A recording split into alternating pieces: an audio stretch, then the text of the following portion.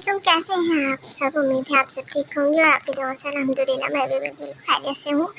जी तो आज हमारे किचन में बन रहा है मज़ेदार और सिंपल सा लौकी गोश्त। तो इसके लिए सबसे पहले मैंने ऑयल ले लिया है। ऑयल मैंने हाफ कप से भी कम लिया है। तो इसको मैं गर्म कर लूँगी क्योंकि ये सरसों का ऑयल है। क्योंकि दूसरा कुकिंग ऑयल आपको इतना गर्म करना नहीं पड़ता, सरसों के तेल में स्मेल आती है तो इसे गर्म कर लेते हैं। इसके बाद मैंने इसमें गोश्त लिया है। ये मैंने लिया है तकरीबन 250 ग्राम ही गोश्त है और ये हड्डी वाला गोश्त मैंने लिया है। तो अब हम ये इसमें डाल के इसको अच्छे तरीके से भून लेंगे क्योंकि गोश्त को जब तक आप अच्छे तरीके से नहीं भूनेंगे तो इसकी हीट ख़त्म नहीं होती। अच्छा खाना बनाने के लिए आपको गोश्त को अच्छे तरीके से भूनना पड़ता है। तो गोश्त डालने के बाद 2-3 मिनट के बाद मैं इसमें अदरक लहसुन को ऐड करूँगी। अदरक लहसुन मैं इसमें डालूँगी तकरीबन 3 टीस्पून इसमें अदरक लहसुन के ऐड करूँगी। अदरक लहसुन इसमें 3 टीस्पून मैं ऐड कर देती हूँ।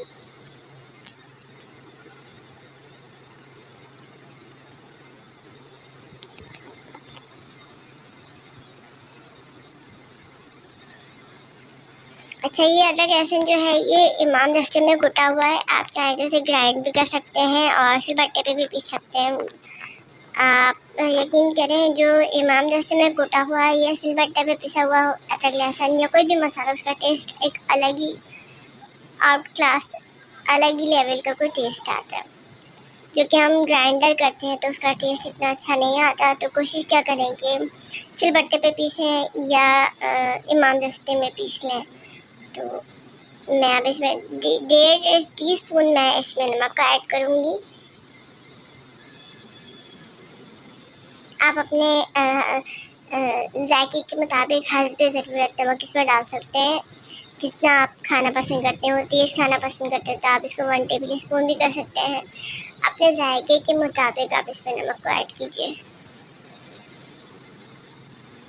अच्छा, नमक डालने के बाद हम इसको थोड़ा सा भून लेंगे। अच्छा, मैंने ना गोश्त के साथ ही मतलब नमक डाल दिया है। कुछ लोग ऐसा भी करते हैं कि वो जब गोश्त गल जाता है तो उसके बाद नमक डालते हैं, लेकिन मैंने इसलिए पहले डाला है कि इसमें जो टेस्ट है ना नमक का, गोश्त में अच्छे तरीके से रच बस जाए। तो अगर आप चाहते हैं कि आप गोश्त गलाने के बाद नमक डालें तो आप इसको स्किप करके बाद में भी डाल सकते हैं। उसके बाद अब मैं इसमें 3 अदद दरमियानी साइज़ की प्याज, इसको मैंने पीस लिया था और इसके साथ मैंने 4 हरी मिर्चों को पीसा था। तो इसमें अब मैं ये डाल दूँगी। अच्छा, मैंने प्याज को जो है ग्राइंड ही किया था, सिर्फ मैंने अदरक लहसुन जो है वो इमाम दस्ते में पीसा है, बाकी प्याज को भी मैंने ग्राइंड किया है। अच्छा, प्याज को अच्छी तरीके से इसको भूने, नहीं तो मसाले में जो है प्याज का कच्चापन रह जाता है। तो इसे जो है वो अच्छी तरीके से भुना करें। तो इसके बाद हम इसमें अब जो है हमारा नेक्स्ट इंग्रेडिएंट जो होगा वो है पिसी हुई लाल मिर्च। वो 1 टीस्पून मैंने डाली है। आप अपने टेस्ट के अकॉर्डिंग कम ज़्यादा कर सकते हैं। आप तेज़ तीखा खाते हैं तो आप 1 टेबल स्पून डाल दें। हमने इसमें प्याज में भी हरी मिर्च को पीसा था तो इसलिए मैंने इसमें 1 टीस्पून लाल मिर्च डाली और 1 टीस्पून ही मैंने इसमें हल्दी का ऐड किया। इसको अच्छे तरीके से मिक्स कर लें और सारा मसाला यकजान हो जाए।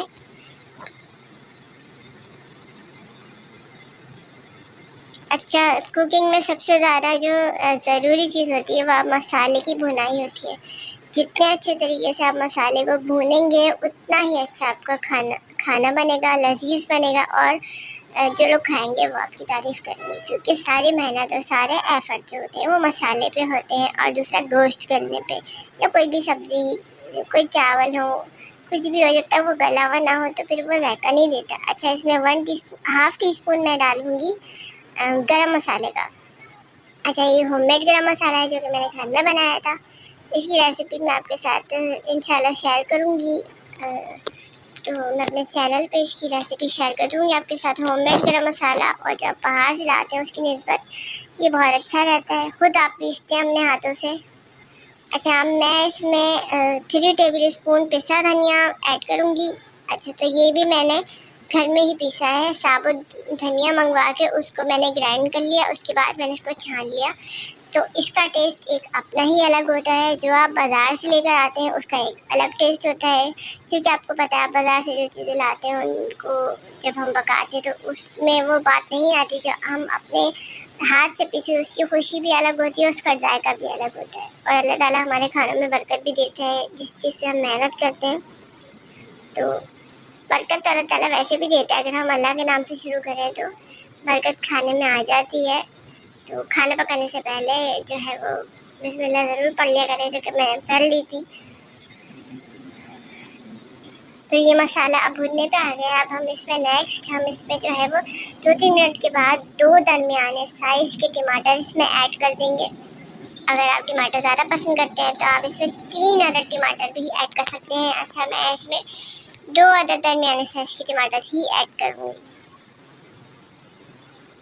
بہت ہی زیادہ سمپل اور ایزی وے میں یہ جو ہے وہ ڈش بن جائے گی، ہماری جھٹ پٹ سے بنے گی، اور کوئکلی جو ہے وہ آپ سرو بھی اس کو کر سکیں گے۔ مہمانوں کے لیے بہت اچھی رہتی ہے، اگر کوئی جھٹ پٹ کوئی آ جائے اچانک تو آپ اسے ریسیپی بنا کے کھلائیں، وہ بھی خوش ہو جائے گا۔ اور جو ہے مطلب نارمل تو ہم کھانا بناتے ہی ہیں، لیکن کبھی کچھ ہٹ کے اگر بنانے کا دل کرے کہ بریانی، قورمہ، یہ سب تو بناتے رہتے ہیں، اب کبھی سمپل ڈش بھی مہمان کو کھلائیں تو وہ بھی خوش ہو جاتا ہے۔ تو 2 عدد جیسے کہ میں نے آپ کو بتایا تھا ٹماٹر ڈال دیے اس میں۔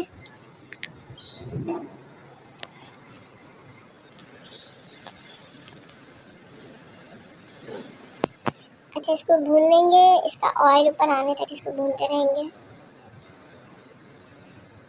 بھنائی اس کی 5 منٹ میں نے کی تھی، تو ٹماٹر جو ہے ابھی گلے نہیں ہیں، ثابت ہی ہیں۔ اچھا، میں جو ہے اب اس میں لوکی کو ایڈ کروں گی، کیونکہ میں نے آپ کو بتایا لوکی گوشت بنا رہی ہوں، تو اس میں جو ہے وہ میں نے 200 گرام لوکی لی ہے۔ اچھا، لوکی جو ہے وہ میں نے آلو کے سائز کی، آلو کے 2 حصے ہوتے ہیں اس سائز کی میں اس کو کاٹ لیا ہے۔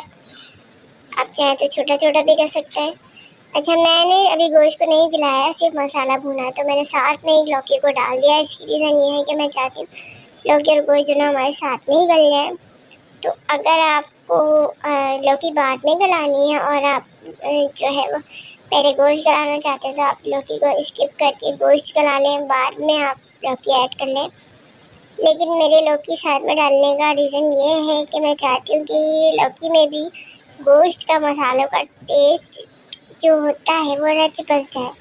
تو میں تو ہمیشہ سے آلو بھی بناؤں یا آلو قیمہ تو میں ساتھ میں ہی سبزیاں ڈال دیتی ہوں۔ اچھا، میں اس میں اب 3 گلاس پانی شامل کروں گی، جو کہ لوکی کو بھی گلائے گا اور گوشت کو بھی۔ تو آپ اپنے گوشت کے اکارڈنگ کم زیادہ پانی کر سکتے ہیں۔ اچھا، تو میں اس میں پانی ڈال کے اس کو کور کر کے رکھ دوں گی۔ میرا جو یہ گوشت ہے یہ گلنے میں تقریباً مجھے 1 گھنٹہ لگا ہے، اور آپ اپنے گوشت کے مطابق ٹائمنگ نوٹ کر کے پھر سے گوشت کو چیک کر لیں کہ کتنا ٹائم لیتا ہے۔ میں نے جو یہ گوشت گلایا مجھے تو تقریباً اس میں 1 گھنٹہ جو ہے گوشت کو گلانے میں لگا تھا۔ تو 1 گھنٹے کے بعد میں آپ کو دکھاتی ہوں، یہ دیکھیں تو میں 1 گھنٹہ ہو چکا ہے، میں نے بیچ میں سے چیک بھی کیا تھا کہ گوشت گلا یا نہیں۔ تو دیکھیں میرا جو یہ سالن ہے ڈن ہو چکا ہے۔ اچھا، میں آپ کو یہاں پہ ایک بات بتاتی چلوں کہ میں نے جو ہے سالن وہ شوربے والا رکھا ہے، کیونکہ میں نے یہ چاولوں کے ساتھ سرو کرنا ہے۔ تو اگر آپ روٹی کے ساتھ اس کو کھانا چاہتے ہیں تو آپ سالن کی گریوی کو اور زیادہ گاڑھا کر سکتے ہیں۔ تو میرے حساب سے یہ بالکل ٹھیک ہے، کیونکہ مجھے اس میں جو ہے وہ چاول کے ساتھ میں نے کھانا ہے، تو اس لیے میں نے اس کو پتلا رکھا ہے۔ اچھا، میں اس میں اب جو ہے نا 4 عدد ہری مرچوں کو ایڈ کروں گی۔ بڑی ہری مرچیں میں اس میں ایڈ کر دوں گی، کیونکہ اس کا ایک اپنا ہی ٹیسٹ ہوتا ہے۔ آپ چاہیں تو نہ بھی ڈالیں، لیکن اگر ڈالیں گے تو اس کا ایک الگ ہی ذائقہ آتا ہے۔ اچھا، چولہا اس وقت بند ہے کیونکہ گوشت بالکل گل چکا ہے، تو میں نے چولہے کو بالکل آف کر دیا ہے، اور اب اس کو کور کر کے رکھ دوں گی 5 منٹ کے لیے نا۔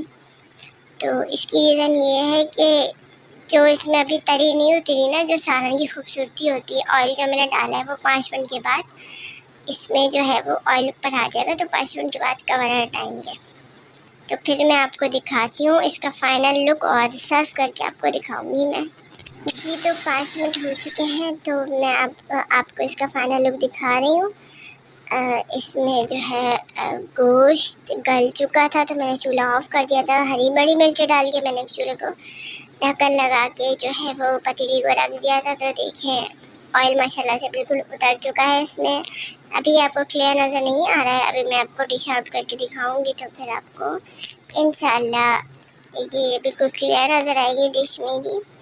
تو ہوپ سو کہ آپ کو یہ ڈش پسند آئی ہوگی. اگر آپ کو میری ریسیپیز پسند آتی ہے تو میرے چینل کو سبسکرائب کر دیں, لائک کر دیں اور شیئر کر دیں, اور بیل آئیکن کو دبانا نہ بھولیں تاکہ میری لیٹسٹ ویڈیو آپ کو دکھ سکے. اور انشاءاللہ مجھے دعا میں یاد رکھیے گا. اللہ تعالیٰ آپ کو اور آپ کے گھر والوں کو خوش رکھے. اللہ تعالیٰ آپ لوگوں کی رزق میں برکت دے. آمین ثم آمین. اللہ تعالیٰ ہم سب کو اپنے حفظ و امان میں رکھے اور بس خوش رہیں, خوشیاں بانٹیں, اور اپنے گرد و نواح کے جو آپ کے سرکل میں جو لوگ ہیں ان کو خوش رکھنے کی کوشش کریں. ویسے تو آج کل نفسا نفسی کا زمانہ ہے, لیکن پھر بھی کوشش کیا کریں اپنی طرف سے کہ دوسرے آپ سے خوش رہیں. تو دیکھیں باتیں کرتے کرتے میرا سالن بالکل ڈن ہو چکا ہے. اچھا تو میں آپ کو اس کا فائنل لک دکھا دیتی ہوں. تو چلتے ہیں اب کاؤنٹر کی طرف. تو دیکھیں ماشاءاللہ سے میں نے اوپر سے اس میں ہرا دھنیا گارنش کر دیا تھا تو بہت ہی زیادہ خوبصورت یہ سالن لگ رہا ہے. آپ انشاءاللہ ضرور بنائیے, تو یہ ریسیپی ضرور پسند آئے گی. تو دعا میں رکھیے گا. ملتی ہوں نیکسٹ ویڈیو میں. اللہ حافظ.